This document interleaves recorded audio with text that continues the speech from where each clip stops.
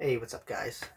So basically, I'm here to talk about something a little personal. It's been kind of resting on my mind, and by all means, none of this is to be taken personal, just my opinion and my thoughts, pretty much. So, uh, when it comes to history, and especially when it comes around Easter, Ramadan, Passover, normally CNN or some, whatever news broadcast would always depict some kind of violence going on in the Holy Land, Jerusalem, Israel, Palestine. This isn't news per se. We've all heard this over and over again. It just seems like a never-ending circle of violence in that part of the world, and it's unfortunate. Um, there's no solution. There's no answer.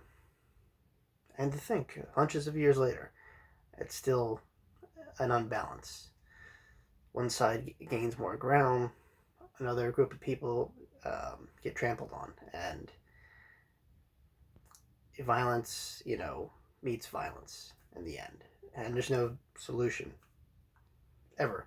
You know, there's maybe a compromise or some kind of ceasefire, but there will always be trouble and just unbalance, like I said, in that part of the world, especially between Israel, Palestine, and just Jerusalem. And I like Jerusalem. I do. I hope I could visit one day because of the history of it.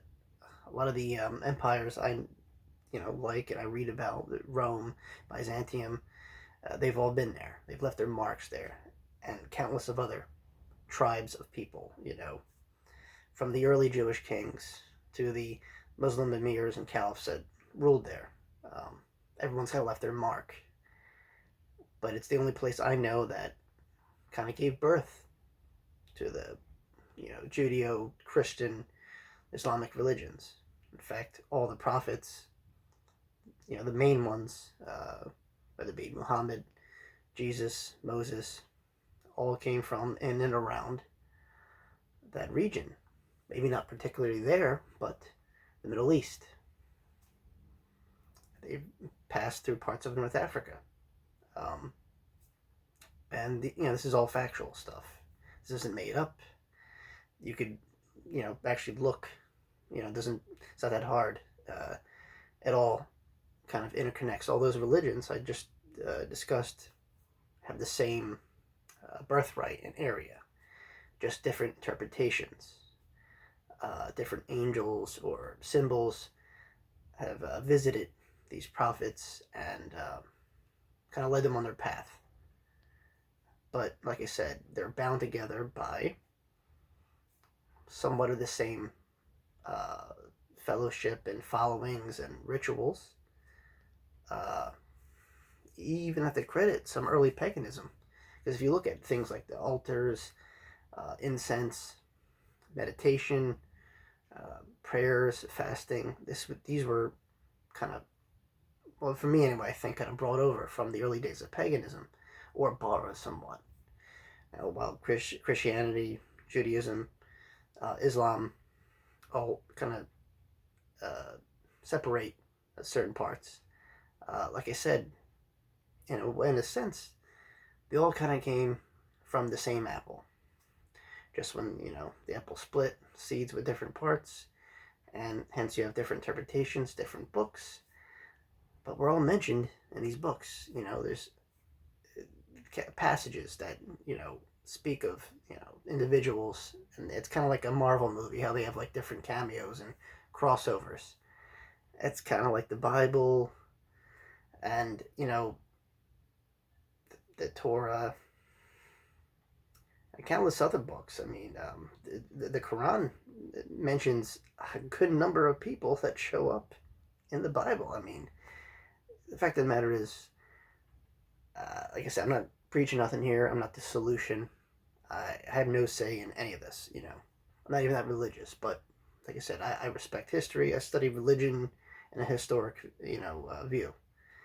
But the fact of the matter is just that all these religions, all these people I've mentioned, the practices, everything, they've all originated in and around the same area.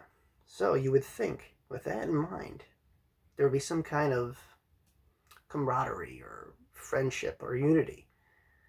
I'm not saying, you'll have to, spend a day together in the same room. Just saying, acknowledge that there is familiarism, and despite of all the violence and atrocities that everyone has done to one another, I think, given the holidays moving forward, not a definite solution to the violence or hate between all those religions. There are some bonding moments, and you don't have to look too far. Look in the past, look in the history, and you'll find your answers. That in the end, we're not that different. And we all come from the same area, the same background, when it comes to those three Semitic religions.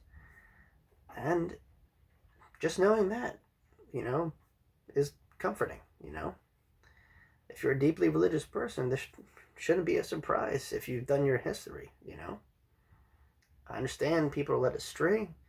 People watch what they want to watch and interpret things how they want to interpret. And it can be maddening sometimes, but at the end of the day, like I said, there is a connection.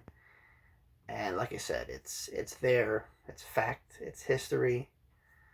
The past will always be the past. We shouldn't erase it. We should embrace it and just say, okay, this is what we shouldn't or should not do. Whether it be a positive, negative light, we learn from the past, and hopefully it makes us all better people in the future. And there you have it. I just wanted to comment on that. Easter's coming up, so is Ramadan, Passover, and like I said, the fact that they're all kind of based in and around the same months, it just, see what I'm getting at here? The connection, I don't know. But I hope people kind of take that into consideration. Instead of division, we could maybe look towards unity one day. And we could start by looking at the past and the history of it. How it all got started. Yeah, there was diversion. There are different rituals and interpretations. Some sects are more orthodox than others. Some are more lenient. Whatever the matter is, you look to the humble beginnings. The Middle East. It's kind of the foundation of everything, pretty much. The Fertile Crescent, These are not made up terms. It's all originated there. And the countless groups of people, tribes, empires that were born there or made a conquest and left their mark. At the end of the day, that, if you are a follower of those three types of religion, I guess at the end, yeah, we have our, differences. But if you're looking really hard to try and find some kind of, fit to the puzzle, well, there you go. That's where you could start, Like I said, I like finding answers in history and in the past to explain, the present or the future. Just maybe, not saying that'll solve any Middle Eastern crisis against any of those three religions, but it's a start, and I feel like it's a fresh interpretation of looking at it, looking into the similarities as opposed to the differences. So there you go. All right, guys. Thanks for listening. Every now and then, I go on these little rants, and I just feel the need to talk about it. I'm not here to bore people that much. If you enjoy history as much as I do, then hopefully you learn something. All right. Till next time, peace. And be nice to one another. Come on. Don't text and drive either. All right. Thanks for listening. See ya.